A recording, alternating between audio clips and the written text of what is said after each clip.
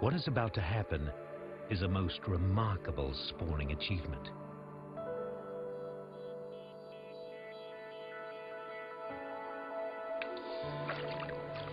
Prompted by the male, the two fish leap together high out of the water, where they cling to a hanging leaf. They hold on for about 3 seconds before first the female, then the male drop back, leaving behind a small cluster of eggs. They're called jumping characin, and each leap adds more eggs to the cluster.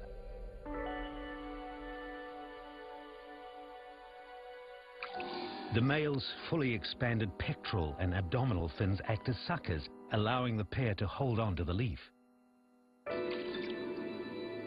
They continue until there are about 50 eggs, all covered with gel to keep in the moisture. But the performance isn't yet over. The male chases the female away, then begins the job of preventing the eggs from drying out in the hot sun. He does this by splashing them. As he smacks the water surface with his back fin, water splashes onto the leaf above. He's amazingly accurate and continues until the eggs hatch.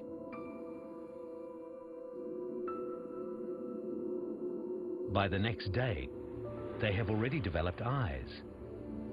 And the following day, prompted by the water splashes, the eggs begin to hatch.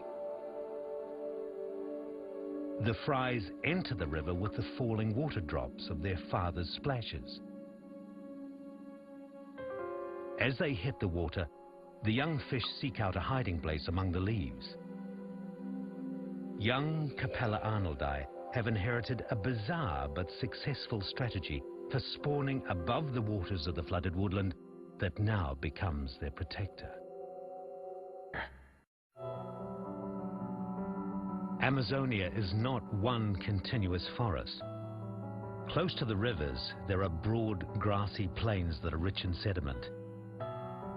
In the wet season, these plains are transformed into fields of floating aquatic plants of many kinds.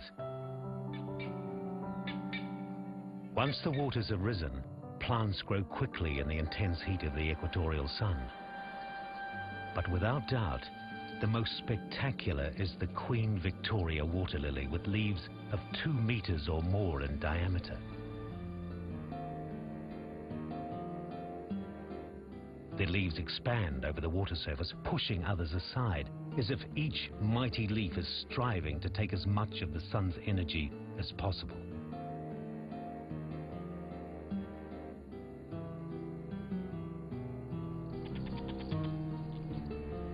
The fringes are raised to prevent flooding and armed with toxic spines, probably as defense against animals that would eat them.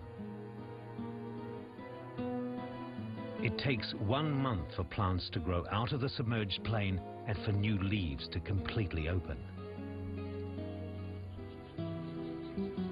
As Amazonian floodwaters expand dramatically and spectacularly, so do the leaves of Queen Victoria water lilies, with help from the equatorial sun.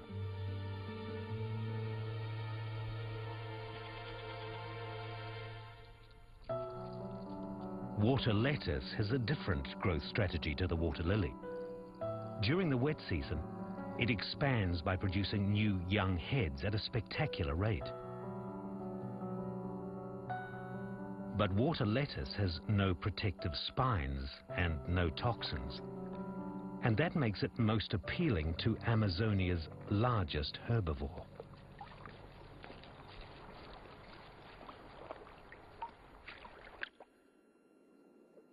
The Amazonian manatee, or fish cow, is related to the elephant.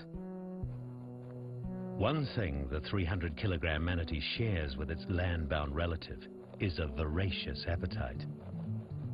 Each animal consumes 30 kilograms of water plant a day. Fortunately, there's plenty of water lettuce. As floodwaters rise, a few small plant heads appear. Soon, those heads double and redouble again and again, and within weeks, cover vast areas. Water lettuce and the other floating plants of Amazonia grow mainly in the wet season. So manatees must eat huge amounts of food now in order to build up enough reserves to survive the coming dry season.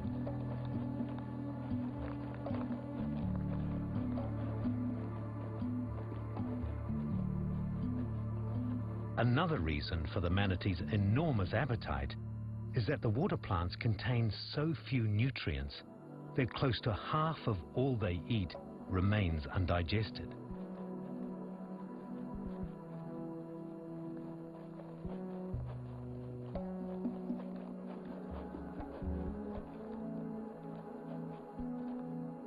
The manatees give the undigested material back to the river as feces. But in Amazonia, manatee waste is not wasted. Far from it. Their feces rain down like riches from above.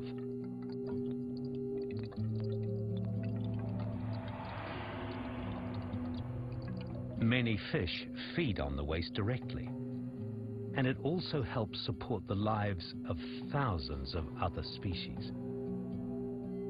Most nutrients in manatee waste dissolve to fertilize the water and helps the growth of more plant life. But in addition, manatee grazing creates gaps in the layer of floating plants. This allows the intense heat and light of the equatorial sun to penetrate.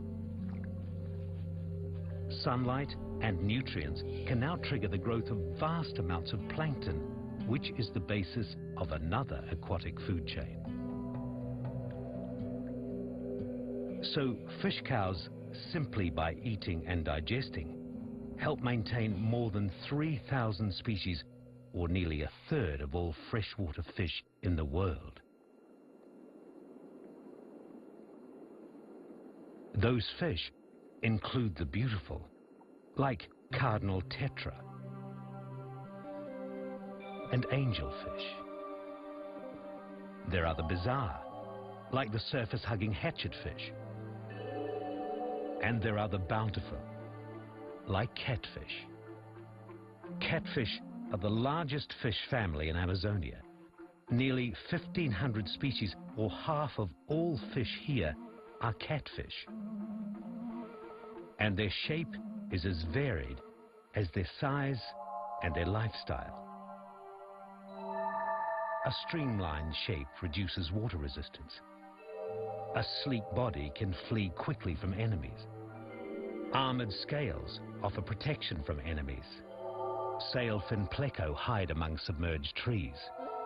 Leaf catfish drift undetected, and imperial zebras feed hidden among rocks.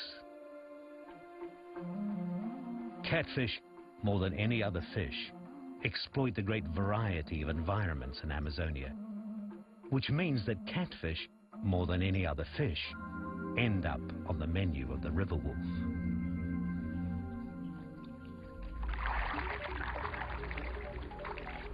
Giant otters are dangerous and aggressive and often hunt in family groups.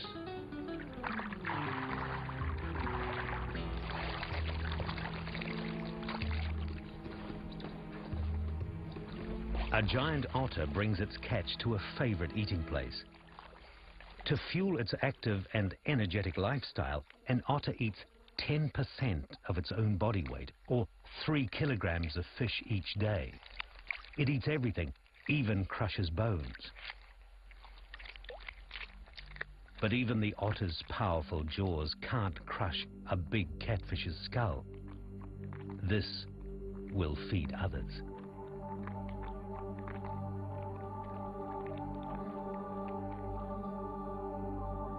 What an otter discards, a school of piranha quickly devour.